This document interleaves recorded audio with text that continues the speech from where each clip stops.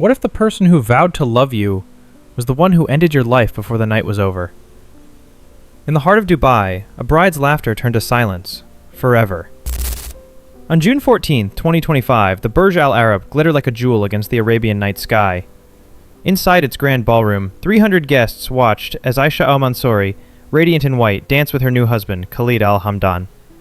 Their wedding night promised love and forever, but by dawn Dubai awoke to a headline that chilled the city to its core.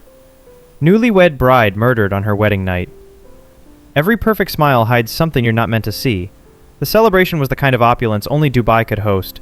Crystal chandeliers dripping light over gold-draped tables, laughter echoing against walls of glass and steel. To the crowd, Khalid and Aisha were a vision of love. But behind her perfect smile was a shadow that neither the music nor the champagne could drown. When the last toast was made and the last dance ended, the couple retreated to their honeymoon suite, a sanctuary of silk sheets, rose petals, and a view of the endless Gulf waters. No one knew it would soon become a crime scene. Sometimes the deadliest wounds are opened by a single notification. While Aisha was in the bathroom, Khalid's eyes caught the glow of her phone screen. A name he didn't recognize, a message he wasn't meant to see. He scrolled. The words he read weren't from a stranger. They were from Omar, Aisha's former colleague. The messages were recent, intimate, undeniable. Aisha emerged, her face paling when she saw the phone in Khalid's hand. She begged him to listen, to believe it was over, that it was a mistake from her past. But Khalid's rage grew, feeding on every word, every tear, every memory of their vows said only hours ago. Love turns to anger quickly, but anger turns to something darker even faster. The argument didn't stop. Voices rose, fell, and rose again, muffled by the luxury suite's thick walls. Security cameras captured Khalid pacing the balcony alone, his face pale, his movements sharp and restless.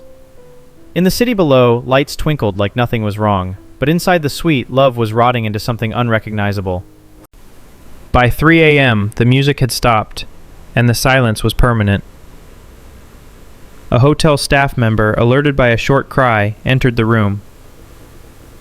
Aisha lay lifeless on the marble floor, her wedding gown stained with a deep, terrible red.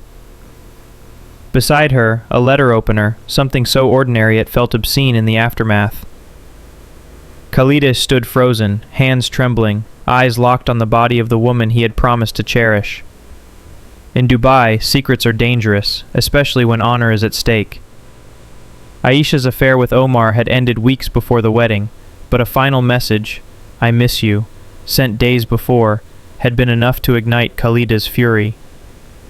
Friends later revealed Aisha had been torn. She loved Omar, but chose Khalid to honor her family's wishes. Forensic teams worked through the night. Aisha's phone remained open to the damning texts. Fingerprints marked the letter opener. Khalid confessed to striking her in a moment of rage, but prosecutors believed it was murder, not manslaughter. The prosecution will argue intent. The defense will cling to the claim of sudden emotional shock. The city of Dubai watches, divided between outrage and grim fascination. Aisha's wedding night was supposed to be the start of forever. Instead, it became the final chapter of her life. Don't miss the next one. Subscribe and walk with us into the darkness.